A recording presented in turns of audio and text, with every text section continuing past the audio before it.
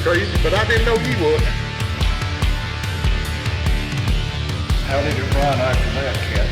It helped it. It didn't spin as much coming off the turn. Welcome to another high-octane episode of Southern Dirt Motorsports. Hello everyone, this is Steve Winstead with another edition of Southern Dirt Motorsports podcast. Been a while since I've been able to be on. I hope to be back for quite a few episodes now. Missed being on. Today we're heading to a track up here in Overton County. When you hear about a dirt track in Overton County, the first thing you think of is Hillham. Well, we're not going to Hillham. There's a place up here on 111 just outside the edge of town at Livingston that had a dirt track back in the 50s. Just a little bit of background information about where we're going this evening. Going to Mitchell Speedway up here in Overton County. This article appeared in a little publication called Josephine's Journal that was published in the Overton County News. I'm going to read a little bit of it. Some neat things I think I'd never heard of, didn't know.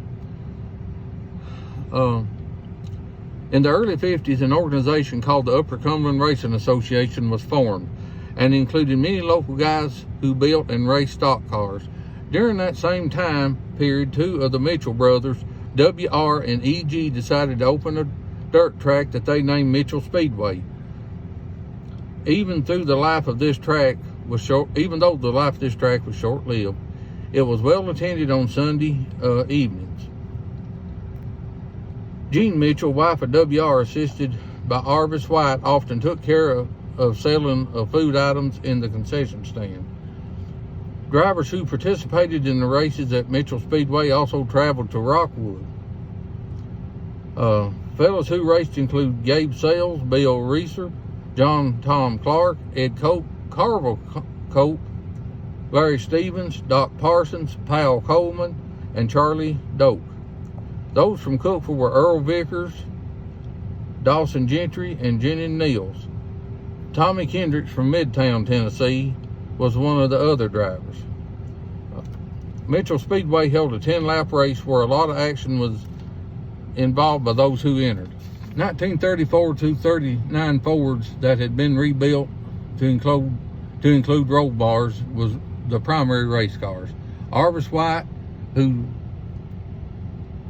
lived near the track, helped keep the dust somewhat settled down before the races began. One of the many sources of the information of this story drove for both Harold Lane of Lane's Auto Parts in Cookville and also Aubrey McCormick of McCormick Motors in Livingston. Gabe Sales' race car was sponsored by Dipsy Doodle of Cookville, and Ed and Carvel Cope also drove for Aubrey McCormick. Right here's something else that's kind of interesting. Some of the lively entertainment included at the races was in the form of stuntmen from Lafayette, Tennessee, who went by the name of Crash Brown.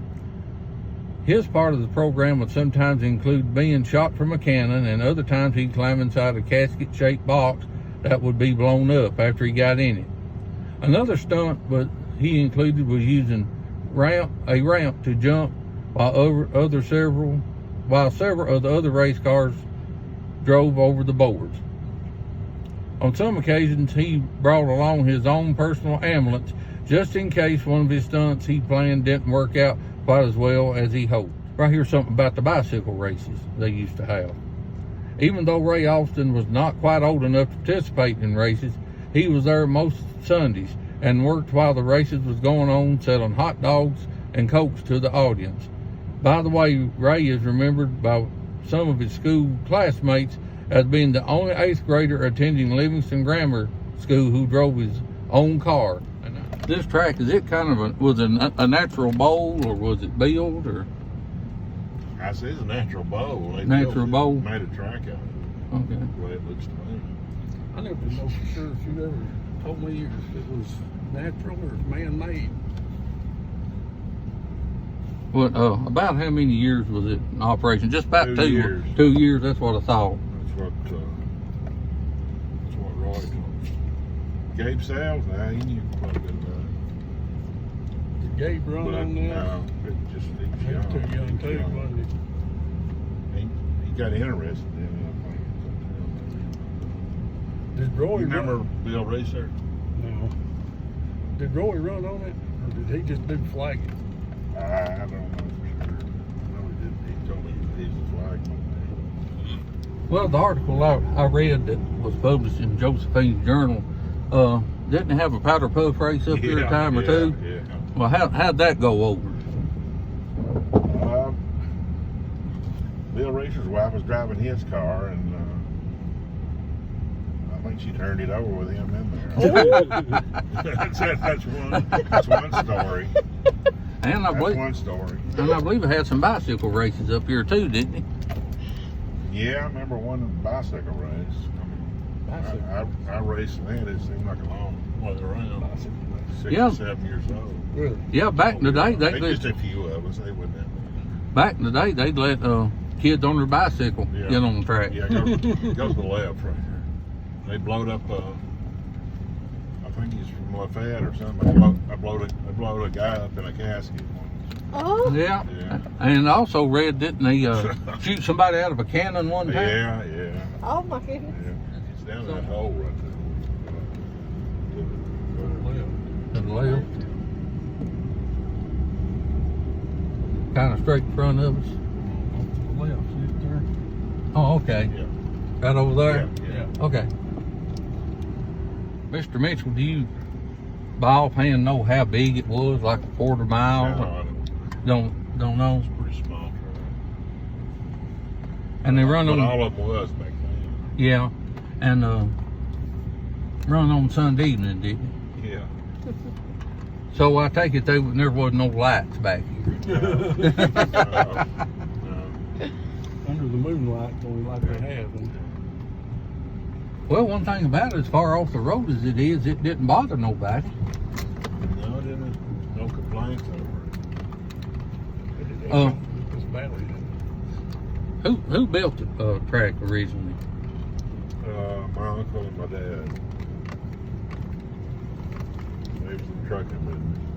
What was their name, sir? E.G. Mitchell, E.G. my uncle, and Mhm. W.R. my dad. I'm W.R. Jr. Oh, okay. Yeah, they don't call me that. What? They call me Dickie Mitchell. To the left, see. Yeah, I see it now. Oh, Oh. there's one place up where you can see them old concrete blocks. concession stand. Oh, they have concessions. Yeah.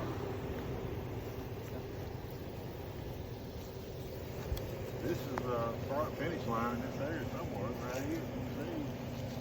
You see where it's kind of fine. Uh-huh. That's first and second turn. Yeah, you can see. And then the back straightaway was when we come off that high place. And then third and fourth turn. It's a pretty good sized track, I guess. It's quarter mile. Wasn't it? I don't know if it's as big as Bobby Blues or not. What was his, you know? I really don't know. There's one of them old blocks, Vicky. Oh, really? Yeah. Here's another one. This was part of the racetrack or part of the. They had them concrete blocks, and they'd lay boards on it for the stands. Oh, okay. Yeah, here they are. Yeah. See them right through there? Is that where the bleachers used to be? Yeah. Instead of concrete blocks, every so often they had boards on them to sit on. Oh, I see. Yeah. Yeah. See this? I'll tell you what I think said in the car. In the car. Up here where they can see. So they would put their boards on the blocks and make bleachers out of them. Yeah. Yeah. That's so neat. Wow. Mr. Mitchell, did you say the concession stand was kind of up in here? Yeah, over those. Right over right over in there? Did people use the same road to get in as we did? Is that? Yeah. We had to detour kind of off that road a little bit because there's a tree across the road. That's but right. Yeah, That's right. basically. Wow. That's the way they come in. Up on the road, but the trees fell across. Yeah, that's the road they come in.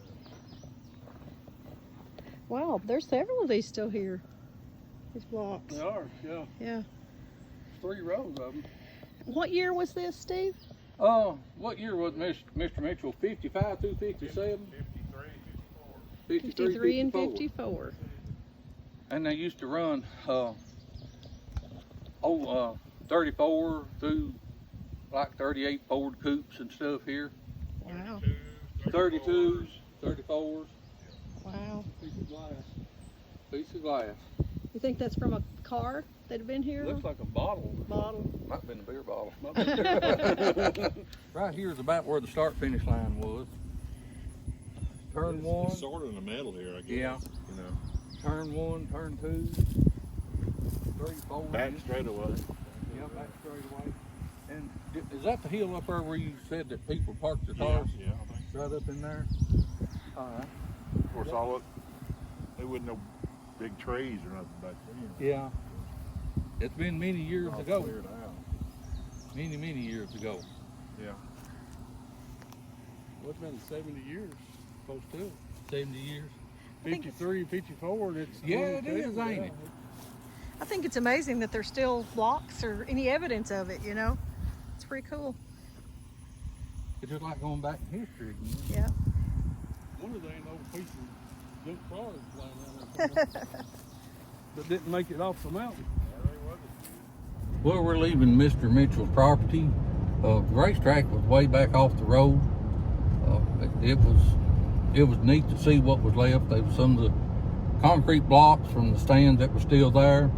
And in closing, I want to thank my brother-in-law, Jay Kaufman, for telling me about this, and my beautiful wife, Vicki, for coming with us and doing the videoing.